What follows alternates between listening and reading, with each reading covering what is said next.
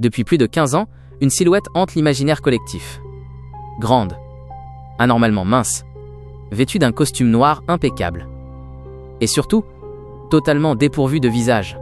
Des milliers de personnes affirment l'avoir aperçue au détour d'une forêt, sur une vieille photographie ou dans leur pire cauchemar.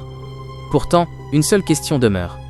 Comment une créature qui n'a jamais existé est-elle devenue l'une des légendes les plus célèbres de notre époque ?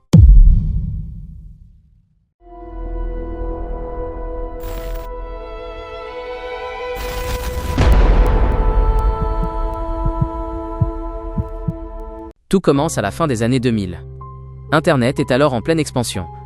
Les forums regorgent d'histoires étranges, de photographies inquiétantes et de récits que chacun complète à sa manière. C'est dans cet univers que naît une mystérieuse silhouette. À l'origine, il ne s'agit que d'une création artistique publiée sur un forum consacré au montage photographique. Une image retouchée, une silhouette ajoutée au loin, une histoire inventée de toutes pièces. Pourtant, quelque chose attire immédiatement l'attention. Contrairement aux monstres traditionnels, cette silhouette ne montre aucune violence. Elle ne rugit pas. Elle ne court pas après ses victimes. Elle reste simplement là, immobile, presque silencieuse, comme si elle observait sans jamais intervenir. Très vite, d'autres internautes reprennent l'idée. Ils créent de nouvelles images, inventent de nouveaux témoignages, écrivent des histoires de plus en plus détaillées. Chaque publication ajoute un morceau au puzzle.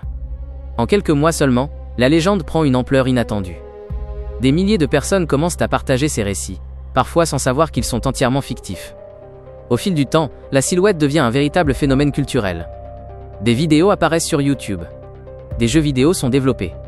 Des séries amateurs racontent de nouvelles rencontres avec cette mystérieuse présence. Plus les années passent, plus le personnage semble gagner en réalisme dans l'imaginaire collectif. Mais une question revient sans cesse. Pourquoi cette silhouette provoque-t-elle un tel malaise ?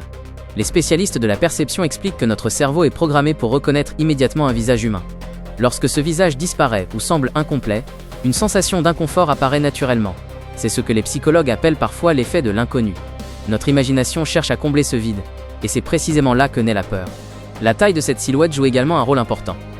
Dans la plupart des récits, elle dépasse largement la taille d'un être humain. Ses bras semblent anormalement longs. Son corps paraît presque irréel. Rien n'est véritablement monstrueux, et pourtant tout semble faux. C'est cette accumulation de détails qui rend le personnage si marquant. Avec les années, les témoignages fictifs se multiplient. Certains racontent avoir aperçu une silhouette entre les arbres lors d'une randonnée. D'autres disent avoir retrouvé une étrange forme en arrière-plan d'une photographie prise plusieurs années auparavant. Bien entendu, aucune de ces histoires n'a jamais permis de démontrer l'existence d'une créature réelle. Mais elles participent toutes à construire une légende de plus en plus vivante. Puis survient un événement dramatique, qui bouleverse complètement l'image de cette histoire.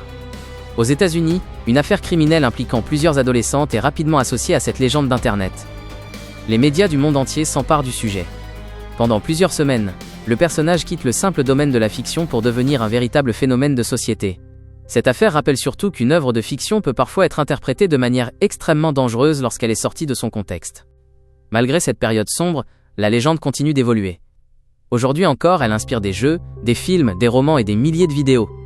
Elle fait désormais partie de la culture populaire mondiale. Beaucoup savent qu'elle est née sur Internet. Pourtant, certains continuent d'imaginer qu'elle cache peut-être une origine plus ancienne, comme si cette histoire n'avait fait que réveiller une peur déjà présente depuis toujours. Et c'est peut-être là que réside le véritable secret de cette légende. Elle ne nous fait pas peur parce qu'elle est réelle. Elle nous fait peur parce qu'elle exploite quelque chose de profondément humain. La peur de ce que l'on ne comprend pas. Une silhouette immobile dans une forêt. Une présence silencieuse derrière des arbres. Une forme que l'on croit apercevoir du coin de l'œil avant qu'elle ne disparaisse. Notre imagination fait le reste. Aujourd'hui, plus de 15 ans après son apparition, cette silhouette reste l'un des symboles les plus marquants des légendes modernes. Née d'une simple création publiée sur Internet, elle a traversé les frontières, les langues et les générations. Peu de personnages fictifs peuvent se vanter d'avoir laissé une telle empreinte dans l'imaginaire collectif. Alors la prochaine fois que vous marcherez seul dans une forêt, prenez quelques secondes pour observer les arbres autour de vous. Si une silhouette immobile semblait vous observer au loin, seriez-vous capable d'affirmer avec certitude qu'il ne s'agit que de votre imagination ? Slenderman n'est peut-être qu'une simple légende née sur Internet. Pourtant, rares sont les histoires fictives qui auront marqué autant de personnes à travers le monde. En quelques années seulement, une simple image est devenue un véritable phénomène culturel, brouillant parfois la frontière entre la fiction et la réalité. Alors, une question demeure. Pourquoi cette silhouette continue-t-elle de nous fasciner, plus de 15 ans après sa création ? Est-ce simplement parce que nous aimons les histoires qui nous font peur, ou parce qu'au fond de nous, nous avons toujours peur de ce que nous ne pouvons pas expliquer ? Et vous ? Pensez-vous que cette légende n'est qu'une œuvre de fiction, ou cache-t-elle quelque chose de plus mystérieux? Dites-moi ce que vous en pensez dans les commentaires. Si ce documentaire vous a plu, n'hésitez pas à laisser un j'aime et à vous abonner, pour ne manquer aucun dossier des archives de l'étrange. Je suis Stranger Kev, et je vous donne rendez-vous très bientôt pour une nouvelle